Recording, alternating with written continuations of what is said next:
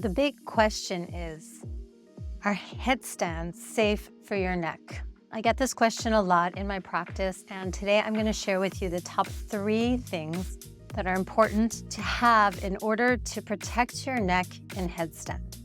You ready? Let's go. Number 1 is that we need to have enough range of motion in the shoulder. If our shoulder or chest is not open enough, then we're going to compress our neck in headstand. So in order to prepare our shoulder, or to know that we have enough range of motion in the shoulder, we should practice Gomukhasana pose. Now here you can use a strap as you like in between the hands. It's not important that the hands touch, but what is important is that the top arm, the upper arm, can go at least to 180 degrees. If the arm doesn't go to 180 degrees, then the shoulders are tight. And no matter how strong you are, when you go into headstand, you're going to be putting pressure on the back of the neck because you can't get your chest open enough to put the pressure appropriately on the crown of the head. If the pressure is posterior to the crown of the head, then it's going to push the head forward, which will create a flat neck. And this will put the neck at risk for nerve impingement and disc problems in headstand. So if you don't have enough shoulder range of motion, work on that first before you try to go into headstand. Point number 2, strength. Which muscle is important to strengthen for headstand? The serratus anterior muscle. This is the muscle that spreads the shoulder blades apart. It's actually a very important muscle. It starts at the medial border of the scapula and inserts into the ribs on the outside underneath the armpit area. The action of this muscle is protraction, so reaching forward and spreading the shoulder blades wide. And we actually need to be using this muscle in many different postures, including downward facing dog, plank, headstand, handstand, any arm balance in general. But in headstand, it's the most crucial muscle that needs to be strong. Now, a lot of people use the strength in their biceps, their triceps, they work out at the gym, and they think they can get up into headstand, but they're using the wrong muscles. If you don't use the serratus anterior, then you're not going to be creating space in the neck. You're going to be contracting the upper trapezius, which will put pressure on the neck in headstand and could cause neck injuries.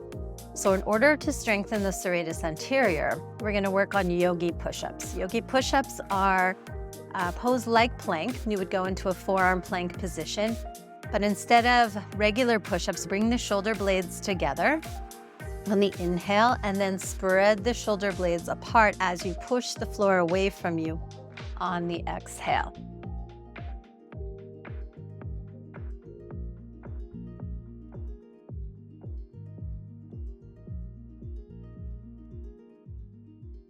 Do this for a number of times so that you have enough strength to hold in headstand without putting pressure on the neck. When we fire the serratus anterior, we also inhibit or turn off the upper trapezius muscle. We'll learn more about that in the Happy Back Yoga Teacher Training, but that's point number 2. Point number 3, something that isn't talked about very often, is working the legs in headstand. Yes, I said it, the legs. Most people are concerned about arm strength and where to put the pressure on the head and neck, but the legs actually do the lifting, so it takes the pressure off of the neck. What we want to do is go into Tadasana, or mountain pose, and work on the leg actions because headstand is essentially just mountain pose upside down. And Tadasana, in my opinion, is one of the hardest poses in yoga to practice.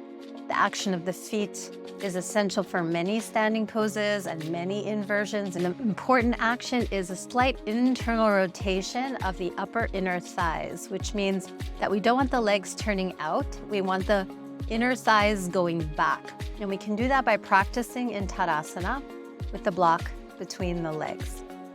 So we stand in Tadasana, press the feet into the ground, make sure the knees are facing forward. We don't want the knees turning in. But at the same time, it's a subtle internal rotation of the thighs as if you're drawing the skin of the inner thighs back. So let's review. The first pose that you should do to prepare for headstand is Gomukhasana, or cow face pose. The second, serratus anterior push-ups, or yogi push-ups. And the third, Tadasana with a block between the legs, rolling the inner thighs back. If you like this content, I'm going to be posting a lot more videos soon, hopefully really spicing up my channel on Happy Back Yoga with Rachel. So stay tuned and please subscribe, and hope to see you soon.